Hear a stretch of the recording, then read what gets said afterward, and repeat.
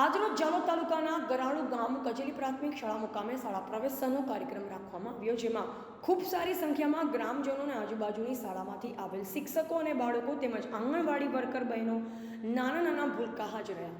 સ્કૂલની બાળાઓને નૃત્ય ગાન કરી આવેલ મહેમાનનું સ્વાગત કર્યું. સાથે આરોગ્યની ટીમના જવાબદાર હોદ્દેદારો જોડાઈ જાણકારી આપી.